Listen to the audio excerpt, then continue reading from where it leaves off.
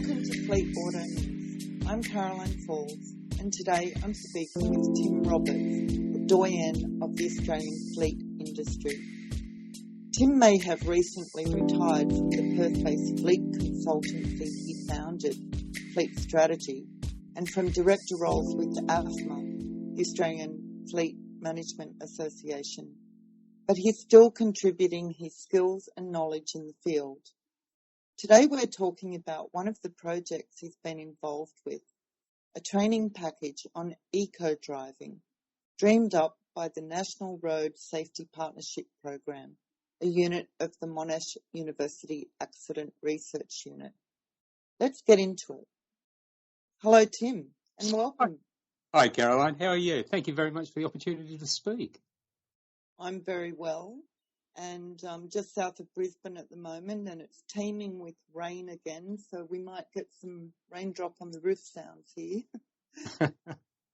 Anyway, now, I love the idea of this package you've helped put together with the NRSPP.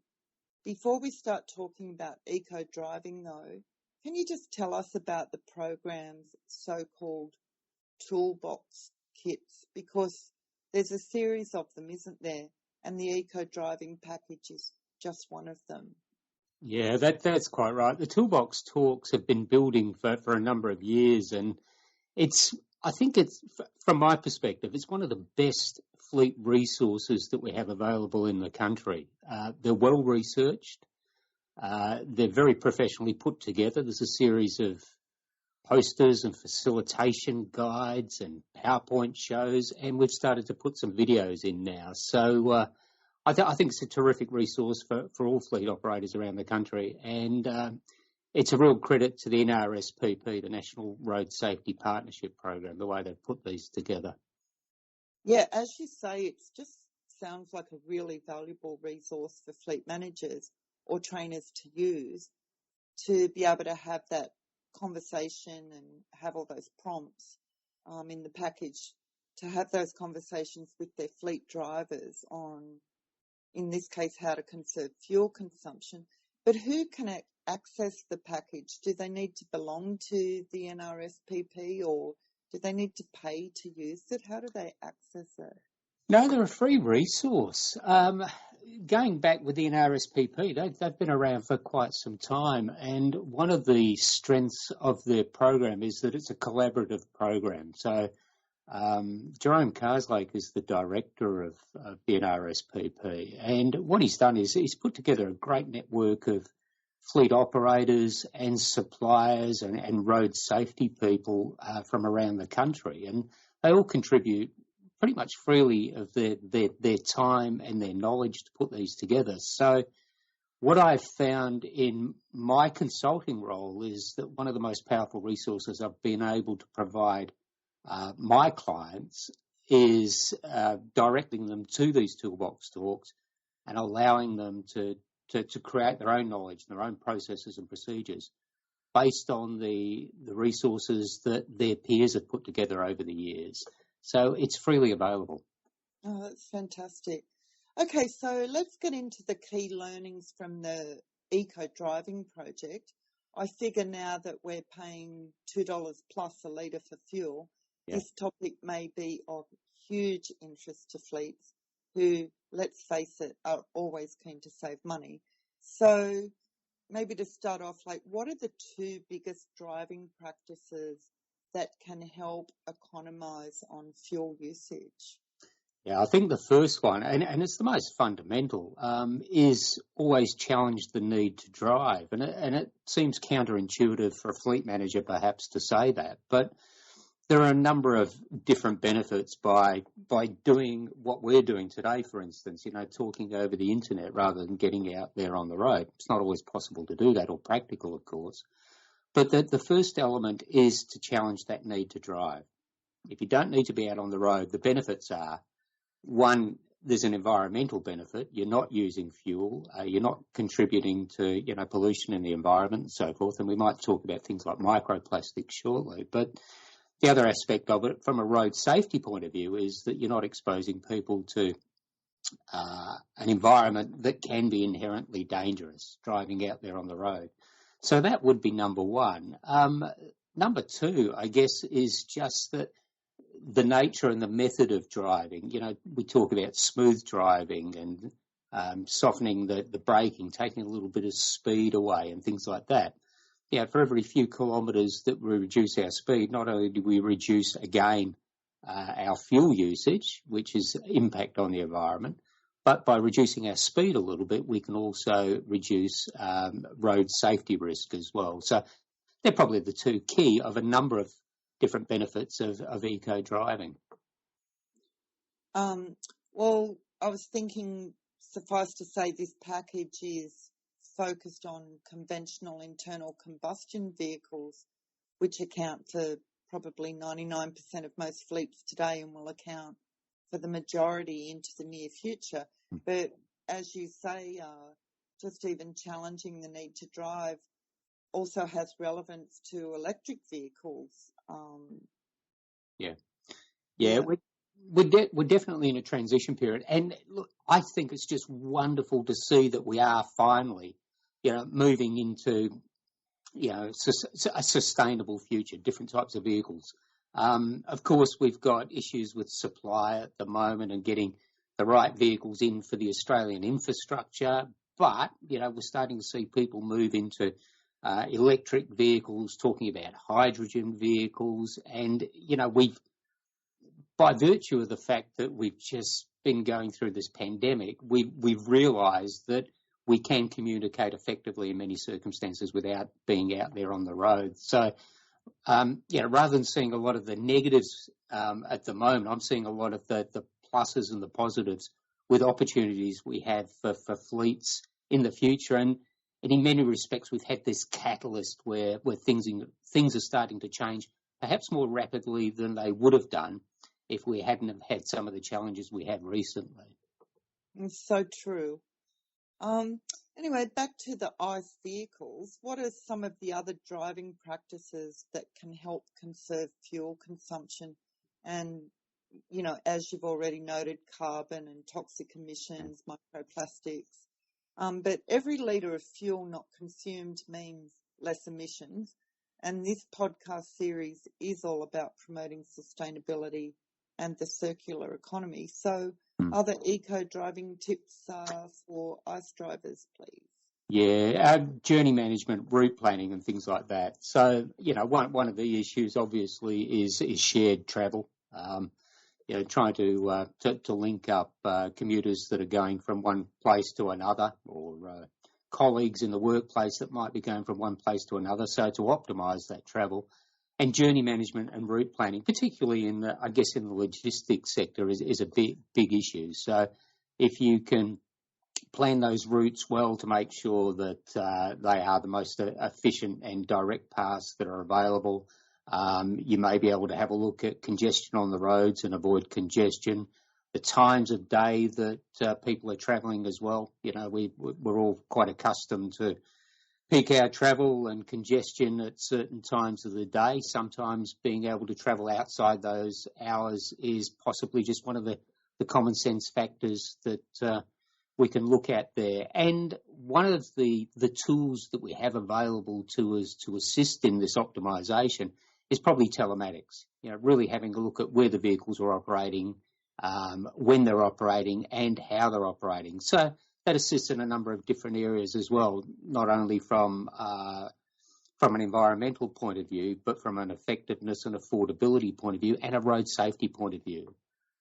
From my perspective, when I talk to organisations about their fleets, I ask them to look at their fleets through 4 filters. I call it SEAS, S-E-A-S, and that stands for safe, effective, affordable and sustainable, and to look at any of their operations through their 4 filters. Is it safe?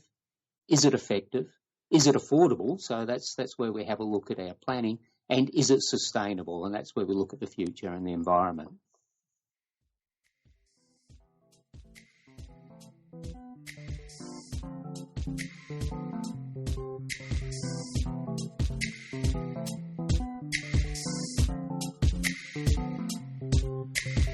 We'll be back after a short break for a word from our sponsor, Sofico Services.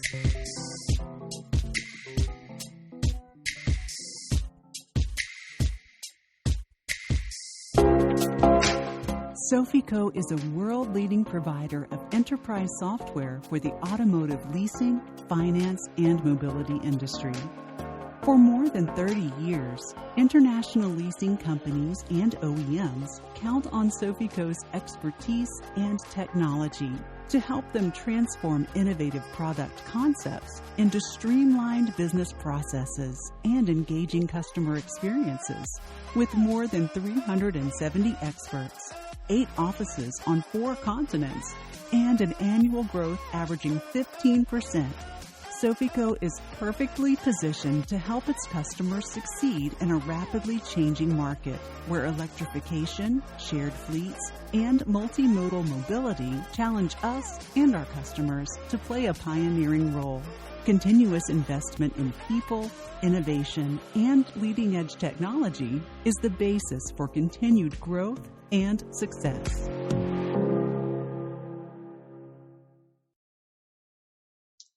Fleet Auto News recently published an article saying fleets can save something like 15% on fuel consumption and cost by following eco-driving practices. Do you have any comment on that statistic?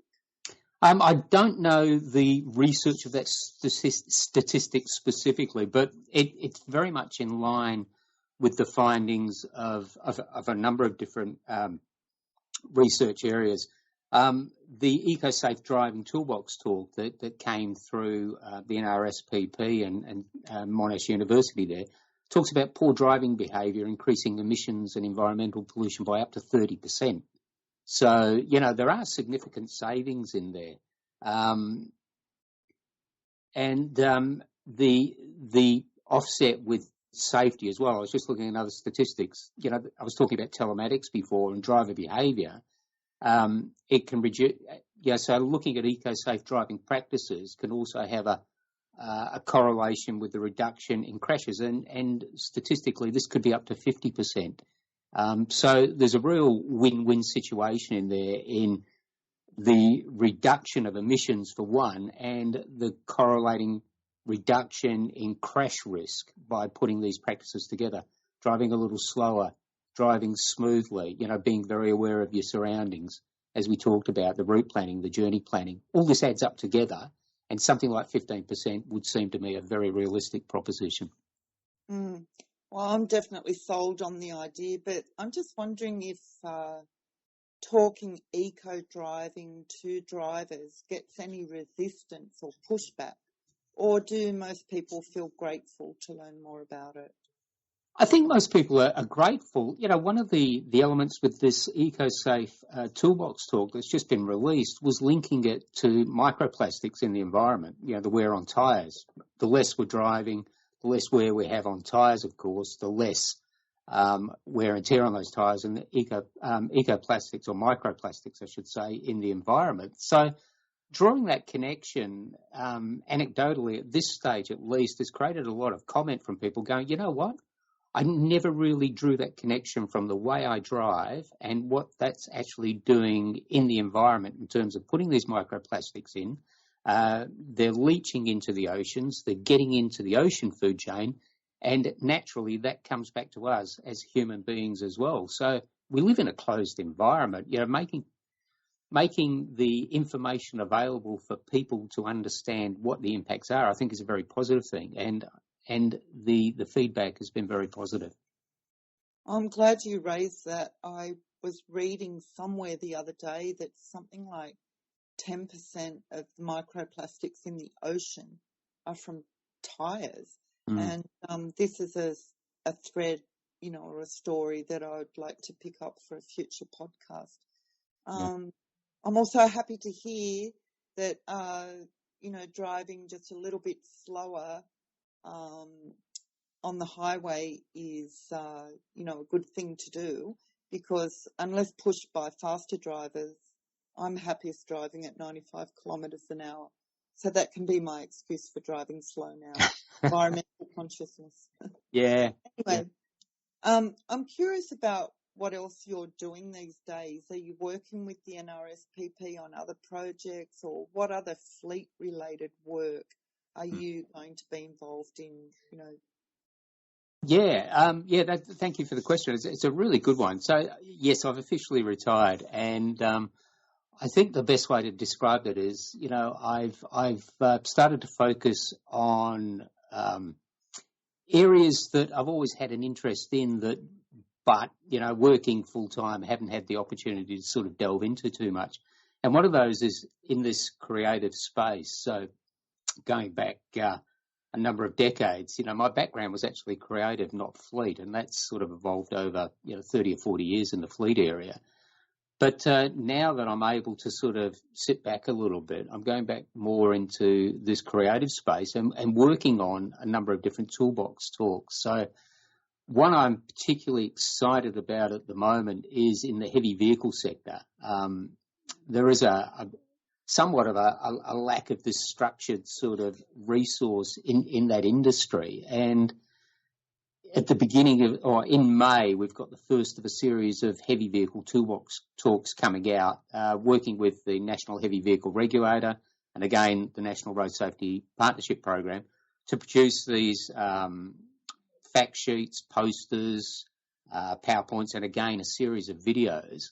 There are going to be 21 of these released over the next 18 months or so, and in a lot of these, it's the drivers that are actually providing a lot of the information. So not only is the research being done through the NRSPP and Monash, but we're getting the drivers to talk about their experiences on the road, the issues that they face, and how they deal with those issues. And it's everything from the basics of load restraint and pre-starts through to well-being and diet and fatigue and distraction. And it's absolutely incredible to listen to the industry and the drivers talk about it from their perspective because they're really super honest. So I'm quite excited about those coming out. And, again, going back to what I'm doing, that's the type of work I'm looking forward to doing over the next few years at least. So. Oh, that all sounds like a lot of fun for you and will be very helpful for the industry. Now, you've been involved with the Australian Fleet World for a long time, so do you have any reflections on how it's developed over the decades and also on the period that we're in now, transitioning to greener fleets? Yeah, I do. It's an amazing profession. Fleet is with us as a society, as a community, 24 hours a day, 7 days a week. And, without the literal wheels of fleet turning, everything grinds to a halt. Look, I can recall in the early 90s that we were still trying to, sort of work out what the place of fleet management was going to be in the industry to some degree. And I recall the first days getting in there, we didn't even have a computer system. We had to build a computer system to start dealing with some of our clients. So there's a lot in terms of technology and depth of professionalism that has evolved over the last 30 or so years. And it's been wonderful to see and it's been wonderful to be a part of. If we talk about our theme here today, a little bit about the environment and greener motoring for whatever, I can recall in 2001, 2002, one of the very first things that I did in the presidency for AfMA was to introduce the greener motoring program, the energy efficiency best practice program, I think it was called. And that was to encourage organisations to reduce their fuel consumption. And I think the baseline figure was something like 10%. And we had 16 organisations from memory that actually qualified by putting in programs. And the only real programs we could put in place at the time were to look at fuel reduction. And to some degree, that was to, reductions in fleet size. So they were quite coarse in the way that they were approached, but they were effective. And people were starting to think about the environment and fleets going back nearly, over 20 odd years now. In 20 years, that technology has evolved, and we've seen a couple of starts and stops in the EV space, for instance, over the last decade or so. And to see what's happening at the moment is really encouraging. If I look at everything that's happening with EVs coming on board, with the infrastructure that's starting to go in, with people starting to talk about, again, I mentioned it earlier before, about things like hydrogen in some spaces. It's really wonderful to see that. And the number of different organisations and people coming into the industry now is great. And for me, it's the perfect time to step aside and let people who have that incredible passion, really sort of get in there and make those changes to fleet. It's great. So I think it's been very rewarding. I think the future of fleet is great. I think it's great to see organisations like AfMA and the NRSPP really starting to find their straps and represent the industry as a whole. And I think it's very positive going forward, even though we do face a few challenges. I love that. I love that use of the word encouraging as well.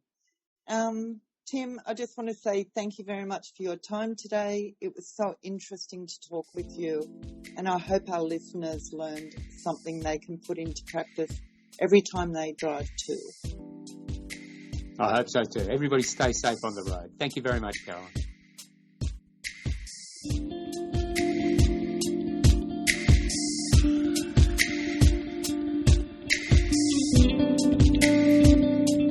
You've been listening to Fleet Auto News podcast. It was edited and produced by Isabella Fiorentino. Thank you again to our new sponsor, Sofico Services. It's great to have you on board. The original theme music for this podcast was created by Isabella Fiorentino. You can follow us on Spotify. Just search for Fleet Auto News. We're also on Instagram, Facebook and YouTube. Our website is fleetautonews.com, where you can get all our stories, videos and podcasts. Until next time, drive safely and take care.